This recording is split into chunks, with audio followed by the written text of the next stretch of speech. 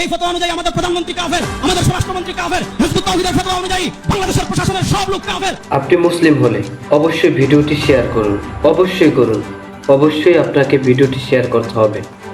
আজকে নোয়াখালীতে হিজবুত তাওহীদকে নিষিদ্ধের দাবিতে বাংলাদেশের জনপ্রিয় যত ওলামায়ে কেরাম আছে, হকপন্থী যত আলেম ওলামা আছে, সবাই আজকে হিজবুত তাওহীদ নিষিদ্ধ হোক এই দাবিতে সেই সম্মেলনে উপস্থিত হয়েছে। সেখানে হাজারো তৌহিদি জনতা উপস্থিত হয়েছে।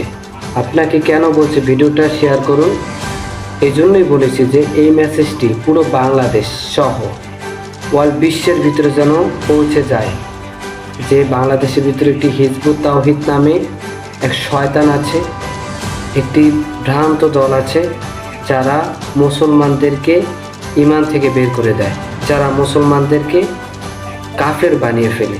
এই জন্যই বলছি আপনি ঈমানের দাবিতে হলেও এই ভিডিওটি আপনি শেয়ার করে দেবেন। এখানে আজকে দেখেন রেজাউল করিম আবরার অনেক সুন্দর কিছু কথা বলেছেন।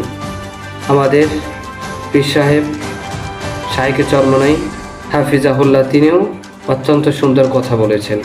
তিনি বলেছেন যে শুধু আমরা দাবি নিয়ে পড়ে থাকলেই হবে না, আমরা যারা দাবি আদায়ের লক্ষ্যে কাজ করছি, আজকে যারা সমাবেশ আয়োজন করেছে তারা যেন তাদের একটি প্রতিনিধি যেন স্বরাষ্ট্রমন্ত্রী অথবা আমাদের জনাব তারেক রহমান প্রধানমন্ত্রী তাদের কাছে যেন যাওয়া হয় এবং তাদেরকে বুঝালে ঈমান আকিদা এবং এই যে হিজবুত তাওহীদ কী এবং কেন, এটা যদি তাদেরকে বুঝে ভালোভাবে বোঝানো যায় তাহলে আশা করা যায় তারা হিজবুত তাওহীদকে বাংলাদেশের ভিতরে নিষিদ্ধের আইন পাশ করবে।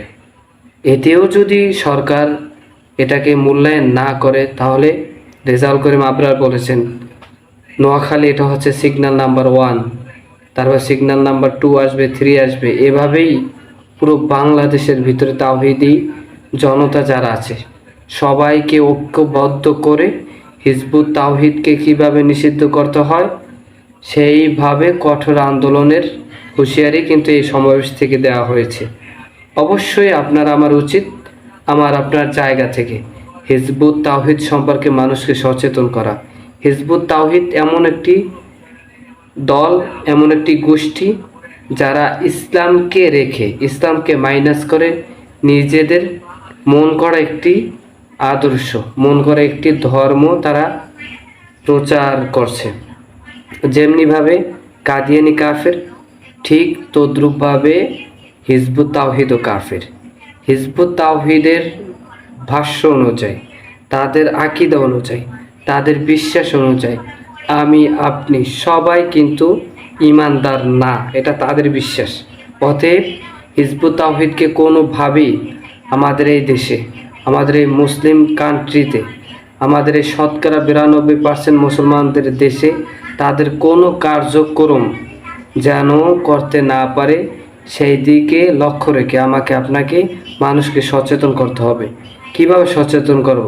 আজকাল আমাদের দেশে মানুষ সব থেকে বেশি অনলাইনে আসক্ত, এই জন্য এই সমস্ত ভিডিওগুলো আমাদের বেশি বেশি ছড়িয়ে দেওয়া উচিত।